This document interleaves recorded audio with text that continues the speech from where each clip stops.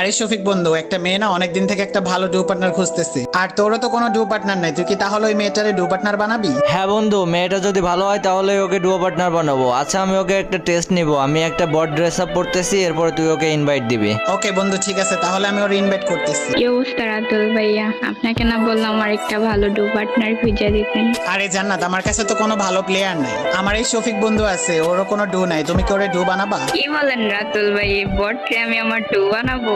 লল ভাই।